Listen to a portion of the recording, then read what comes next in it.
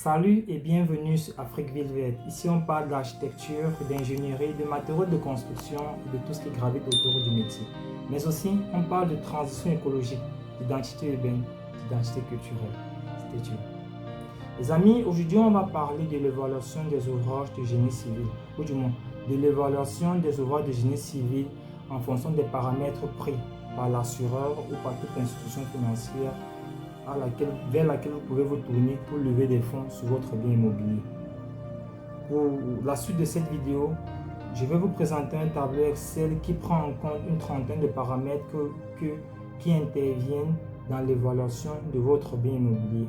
Vous comprendrez par là le lien entre les différents risques ou du moins les différents niveaux de sécurité qu'il faut prendre sur votre bien et comment est-ce que cela a une incidence directe sur le coût de votre ouvrage ou du moins la valeur de votre ouvrage aux yeux de la banque si vous voulez par exemple lever des fonds ou aux yeux de l'assureur. Cela ne dépend certainement pas du prix auquel vous avez construit ou du prix auquel vous croyez avoir construit votre ouvrage. Vous le comprendrez à la suite de cette vidéo. Elle prendra une trentaine de minutes, donc je vais essayer du mieux possible de la faire en 15 minutes x 2 pour que ce soit beaucoup plus digeste pour tous. À tout à l'heure. Salut! Là, nous sommes dans notre tableur Excel qui est notre outil d'évaluation d'ouvrage. Une petite précision avant de commencer.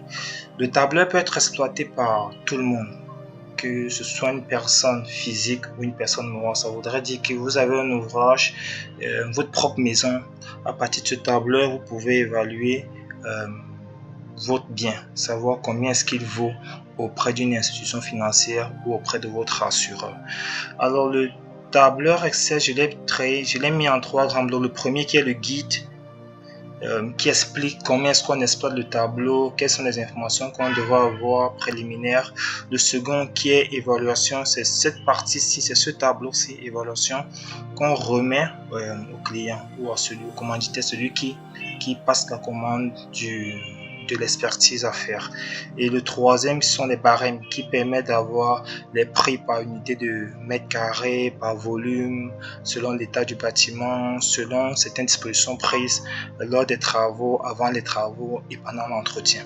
On reviendra très vite. Pour le premier, je reviens d'abord sur le guide pour expliquer très vite. Ce sera vraiment très sommaire. Après, pour ne pas être très long, je vais vraiment essayer d'aller très vite. C'est quoi l'objectif du tableur de façon générale, qu'on se comprenne tous? Il permet simplement d'estimer la valeur d'assurance de votre bien, simplement. C'est ça son objectif. Il permet d'évaluer, peu importe qu'on soit en béton, en mer, en maçonnerie, en structure acier, en structure mixte bois, en structure terre ou vitrée. Je précise pour tout type de structure, c'est possible d'évaluer, pas une évaluation de ce que vous avez dépensé sur votre projet, mais une évaluation réelle de ce que vaut votre bien auprès d'une institution financière. Parce qu'il faut faire une nuance entre, vous pouvez avoir dépensé pour un bien 1 million de francs CFA, je dis n'importe quoi, mais qu'aux yeux de l'institution financière ou de l'assureur, votre bien vaut 600 000 francs CFA. À date, à la valeur vénale. Bon, je reviendrai sur ce que c'est que la valeur vénale. Ou alors, vous pouvez avoir dépensé 1 million et votre bien, à date où la valeur vénale, elle vaut 2 millions de francs CFA. Donc ça, c'est pour l'outil, pour dire qu'il permet juste d'évaluer votre bien et donner une valeur chiffrable à votre bien. Le second, qui est le classeur, sont ici, je définis juste ce que c'est. Je précise bien, c'est vraiment un guide qui définit juste comment est-ce qu'on utilise le tableau. Les éléments que je prends en compte pour évaluer, pour donner un prix à votre ouvrage, c'est le prix unitaire au mètre cube, la durée de vie théorique. La durée de vie théorique, c'est la durée de vie structure du bâtiment, pour faire simple. Ça voudrait dire que lorsqu'on dimensionne un ouvrage de béton armé, la durée de vie théorique, c'est 50 ou 100 ans. Bon, on va aller sur 100 ans, parce que dans le cas espèce, quand on ira sur barème, vous remarquez que j'ai travaillé avec 100 ans. Ça, c'est la durée de vie théorique lorsque l'ingénieur dimensionne le projet. La durée de vie effective, par contre, elle, c'est la durée de vie réelle que votre bâtiment aura. Parce que faut savoir que lorsqu'on dimensionne pour 100 ans, c'est pas pour autant que votre bâtiment aura 100 ans s'il est mal entretenu, par exemple. Ou si une catastrophe arrive, il y a plusieurs éléments qui rentrent en compte et qui confirment cette durée de vie théorique ou qui peut même la rallonger. Si votre bâtiment est très bien entretenu, la durée de vie théorique était prévue par exemple pour 100 ans, pour ce qui est du béton armé. Dans mon cas, je précise que quand on arrivera sur barème, les barèmes qui sont là, les chiffres que j'ai affectés ou les coefficients peuvent être modifiés selon la zone géographique où vous trouvez. Donc, si on a un ouvrage dont la durée de vie théorique est par exemple de 100 ans pour le béton armé, la durée de vie effective n'est pas forcément, elle peut être de 100 ans si le bâtiment a un bon état d'entretien. Elle peut être de 60 ans si le bâtiment est très mal entretenu et elle peut être de 120 ans voire plus si le bâtiment est très bien entretenu. Et c'est la valeur avec laquelle on travaille en assurance ou alors en estimation en banque, c'est la durée de vie effective. Ça voudrait dire qu'une fois que l'ingénieur dimensionne, votre projet est réalisé, on s'assure s'il est bien entretenu, on lui affecte une durée de vie effective qui n'est pas forcément égale à la durée de vie théorique. Elle peut être égale à la durée de vie théorique selon les paramètres qu'on prend sur le site lors de la visite d'expertise. Le coefficient de vétusté en réalité, c'est dépend de la durée de vie de votre bâtiment. Je prends un exemple pour qu'on se comprenne très vite. Je reviendrai sur les formules plus tard. L'entretien, la sécurité incendie. En fait, tous ces paramètres sont les paramètres qu'on prend en compte pour donner un coup à votre ouvrage. Vous verrez par exemple le standing, l'éloignement, le type de structure, l'usage du bâtiment, la sécurité anti-intrusion, la sécurité incendie dont je vous ai parlé sur une précédente vidéo, l'entretien qui est fait sur votre bâtiment. Et donc à partir de tous ces paramètres, on peut dégager une valeur, on peut donner une valeur à votre ouvrage. Je précise que même si vous êtes un profond, vous n'êtes pas du métier, vous exploitez ce tableau, il faut comprendre que le tableau ne peut être exploité qu'une fois que la visite d'expertise a été faite sur le site et que vous avez récolté toutes les informations nécessaires pour les rentrer dans le tableau. En réalité, le tableau n'est qu'un outil. Et le troisième point qui est comment est-ce qu'il s'exploite. Bon, le noir pour dire que c'est les valeurs automatiques, le bleu pour dire les valeurs qu'on peut faire rentrer, une image de l'ouvrage et autres. Donc je passe très vite là. La logique de calcul. La valeur à neuf de votre ouvrage, j'applique les formules que vous verrez là sont les mêmes formules qu'on verra dans l'évaluation plus tard.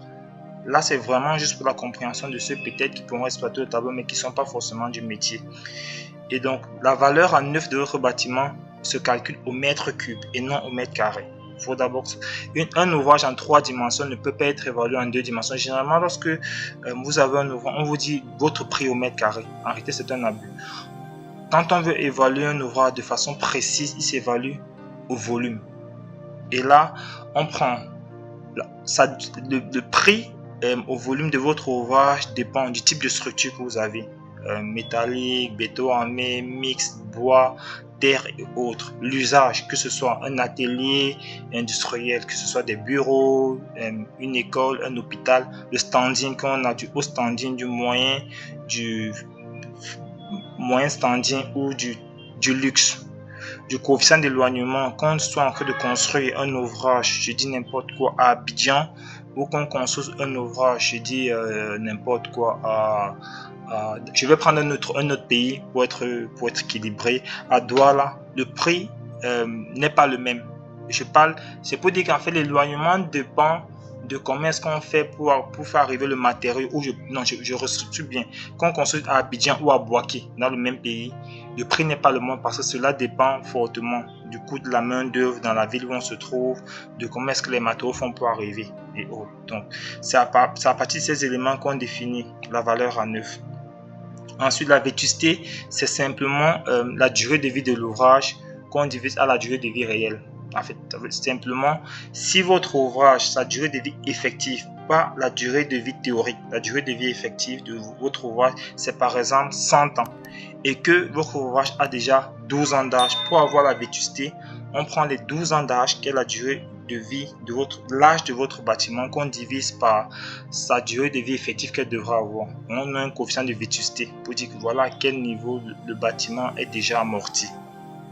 Et ensuite, la valeur vénale, c'est la valeur de votre ouvrage à date. Si votre bâtiment a 12 ans, il a été construit, je dis n'importe quoi, en l'an 2000 et puis là nous sommes en l'an 2026, il a 26 ans d'âge. Pour connaître sa valeur vénale, après 26 ans d'âge, dont à date en 2026, on prend la valeur à 9 de l'ouvrage que l'on multiplie par le taux de vétusté. Ça veut dire que si on suppose qu'on est en 2026, ça fera fois 0,74. Parce que 1 moins 1-24 qui est le taux de vétusté qui est de 26, comme je vous l'ai dit, ça ferait que 0,26 donnera 0,74 fois 1. Ça fait que la valeur vénale de votre bien sera fois 0,76 pour connaître le coût à date de votre ouvrage après amortissement qui est la valeur vénale. En gros, c'est à peu près ça. Le tableau, le guide, pour ce qui est du guide. Là, nous sommes déjà presque à 9 minutes. Je vais essayer d'aller très vite et je ferai la vidéo en 2 temps pour pas qu'elle soit très longue. Là, elle est déjà quand même assez longue. Je passe à l'onglet évaluation ensuite. Pour évaluation, je vais commencer au départ. Je vous passe les premières. Là, c'est un tableau qui a environ 36 paramètres. 36, c'est celui que je prends en compte pour permettre de définir la valeur de votre bien. Je vous passe là, c'est le nom de l'entreprise. C'est une sorte d'identifiant qu'on met ou de référencement de votre projet, le type de projet, la désignation du projet, la ville. Par exemple, dans la ville, je vous ai parlé précédemment dans le guide du coefficient d'éloignement. Je prends un exemple ici. Lorsque je viens dans ma barre de roue, vous verrez qu'il n'y a plus. Désolé, là, j'ai travaillé uniquement sur la ville d'Abidjan, mais ça peut être voilà, à toute autre ville du monde. Vous avez à Bobo, à Djamé, à Niamey, à Tekoubé, Benjéville, où je passe. Donc, je prends un exemple. Si vous êtes en train de construire un ouvrage à Port-Boué et que vous construisez un autre ouvrage à Yopougon qui est très enclavé par exemple, et je dis n'importe quoi, le prix de coefficient d'éloignement doit rentrer en compte si vous estimez que le prix d'un sac de ciment arrivé sur chantier à Yopougon, sur votre site, vaut par exemple 5200 francs.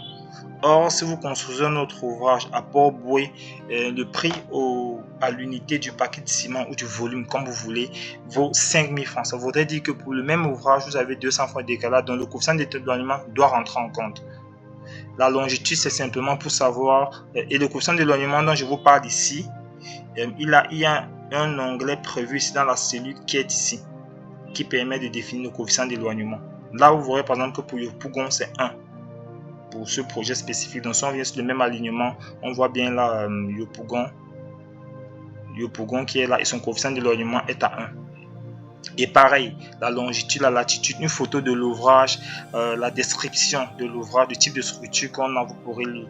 Et à partir d'ici, les caractéristiques, c'est où on rentre vraiment dans les paramètres qui permettent de définir la valeur réelle de l'ouvrage, au-delà de l'éloignement dont je vous ai parlé.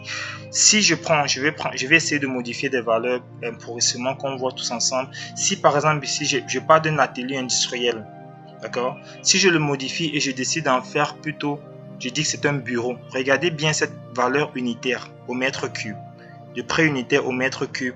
Pour la théorie, je précise que mes valeurs sont à moi et après chacun peut modifier ses valeurs. Ce sont des valeurs juste pour le tuto. Après, chacun pourra les adapter. Ce ne sont pas des valeurs qu'il faut exploiter sur vos projets à vous.